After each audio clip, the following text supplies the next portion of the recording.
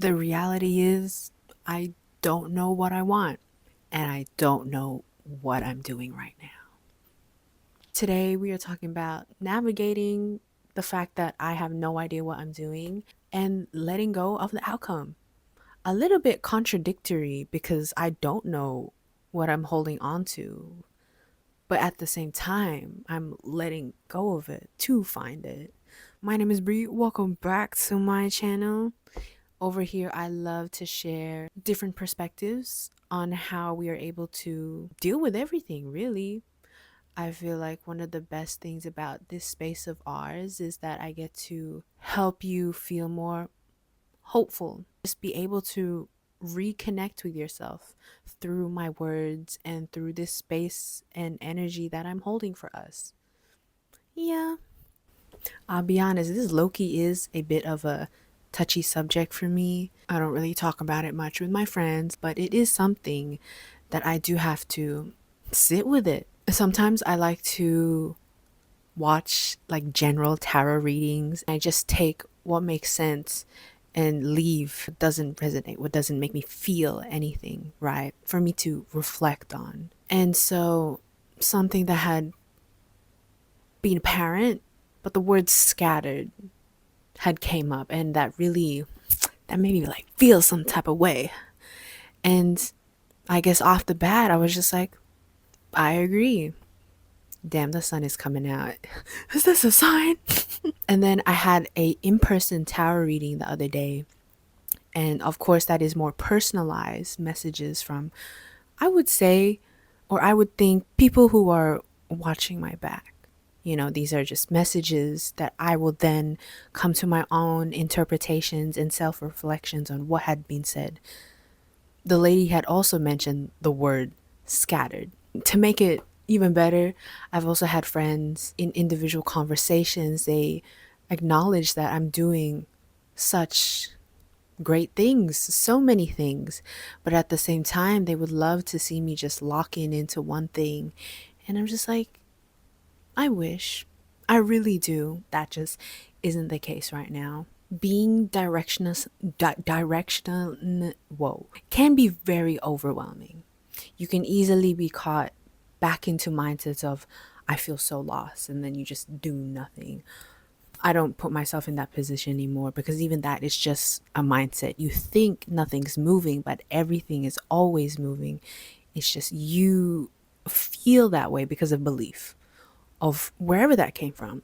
And I just don't believe that anymore. The sun will keep going down, and the moon will keep going up, and the days will always keep changing until you change. And that has really been my approach every single time I've gone to a new low. Every single time I've been stuck, I've been hesitant. It's always really a way of thinking that really helped push me out of ruts, pushed me out of beliefs and certain ways, certain emotions that really kept me down, that really kept me resisting. One of the main things that has been really helpful within this journey of mine is really acting upon what excites me in hopes that it will bring me somewhere. Because why would I follow something that doesn't want me, that wants to avoid me, that could look like being someone that is just not me, in my opinion? And honestly, I've seen it in other people too. When you are not yourself, that is when hell breaks loose. You feel so much pain and suffering because you are just breaking yourself for someone else, for something, when you were supposed to naturally just fit right in where you actually are needed in, where you belong. And oh my god, belonging is like a whole nother like theme of mine, in more a social context, I suppose. But anyways, you feel excited. You can almost interpret it in a way where it could tell you, do this now, continue this, prioritize this. Because since you don't know what you want, it may tell you that if you follow this, it will take you where you need to be. The moment I have preferences on states of being that I would love to be in, for example, flexibility with time. I want to control my time time is up to me. Time is not real, but like, I control my time. Because in the reality of general society, work controls your time, school controls your time. And, I was in there, of course. I grew up in that system of everything controls your time. But now, why can't I control my own? I feel like there's just plenty of benefits for myself and where I would like to go. Since time is on my side, then there's less stress. There's less deadlines of someone else. There is less resistance because the normal thinking is that we get so lost in time. We think time is short. We think time is so long. Like it's been hours. Bitch, it's only been 1 hour. It's been 30 minutes. Time is not real. Time is not real. With this excitement, I'm open to the fact that when playing on my excitement and following that, it will take me where I need to go. It may not be places where I want to go. And that means, I feel uncomfortable again because I don't know where I go. Maybe it's good for me. Maybe this is what I need to see. This is where I need to be right now to go to the next step. I've decided that this experience of being so directionlessness, I don't want it to be a struggle. And it won't be. It really doesn't have to be that hard. All it takes is choosing first that you don't want this experience to be how you think, how you experienced it before, to be so heavy on you, to be so unfulfilling. It doesn't have to be that way. The only way for you to be in this position where I am now is the same way of practicing, choosing differently, actively, honestly, and consistently. Even if it doesn't make sense, still say it because it's better than continuing assuming that your experience will always be heavy for you, that it will always be hard. It's difficult. It's still a hard decision, but you don't have to feel it. You don't need to hold that weight as you walk through this new experience of yours. My relationship to not knowing what I want will not be as hard as people say it is. I can still enjoy myself. I can still do stuff. I can still feel stuff whilst on the way to where I need to be, wherever that is. If I don't know what I want, I can do whatever I want. I feel like the whole point is really to just see what hits. That's why I have 3 main areas that I really am interested in. And those areas are pretty vast. It's pretty broad within itself. So even if I don't like one area, I can try a different area and it's still under the same umbrella of the interest.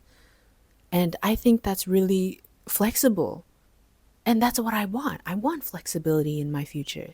So I'm pretty grateful for the fact that with the things that I'm interested in, that I get to experience flexibility now. That's crazy. Damn, that's like a new realization just now.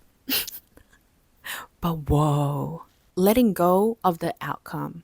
When I started doing YouTube, of course, I'll be honest, I was thinking about the money. I was thinking about what can I do to get me in a position to start making money off YouTube. But don't get me wrong, I'm not that type of person to do fucking hooks and shit. I hate that. I was like spiraling out because like this just doesn't make sense because everybody is doing this. Yes, it's smart. Yes, I can appreciate it because yes, it has taken people to 0 to 1,000, but that's not me. I had my time learning it, indulging in people who were teaching it, and it's beautiful that they are able to share this, but that's not me. Initially, it was a bit overwhelming to be like, I'm gonna step away from what everyone is doing again. That's why I never shop at general stores because if I catch a bitch wearing the same thing as me, girl, it's over. Bitch, I'll go home. I will go home. God damn, I'm so unoriginal. So at the end of the day, the money, the visibility, more opportunities, it's the byproduct of enjoying what I'm doing right now, what I'm trying right now. And thinking like that, it actually, or I interpret it as, if I continue to do this to follow what excites me, then it's no doubt I will reap the benefits of it. There's no doubt about it. Sometimes I do fall back into that mindset, those beliefs of like, you know, maybe I got to push myself harder to like da da da da da. But at the end of the day, when I was thinking about the outcome, specific outcomes of what I want, what I could get, it was still very limiting. Because hypothetically, what if I did get the money? But then there was something else waiting for me, but I'm so focused on the money and just focused on the flexibility, and I missed out on the thing that was right here simply because I was too focused and insisting on just this. And I didn't allow the thing that could have been greater, better for me to even land within my eyes to be like, whoa, I can do this as well. Like they can give me that as well. I can be that as well. In itself, the not like the least greediest way possible, you can have more just because you can. Just by saying, I'm open to it. And I really do agree that that is a very powerful way of thinking about it. But that will come because I'm already doing it. I'm already in here. I just need to continue doing this for the sake of it, for the experience. I think it's emphasis on I feel so much weight lifted off my shoulders. There's less stress. There's less, I don't know, it's such like seriousness as well. Like I know, there's no doubt. And of course I say this because you have to act on being hopeful. You have to have faith in the fact that things will work out. It will go your way. You are lucky because you put yourself in more positions to be seen, to have luck. Putting my foot out there and then I'm more likely to be seen. That's luck.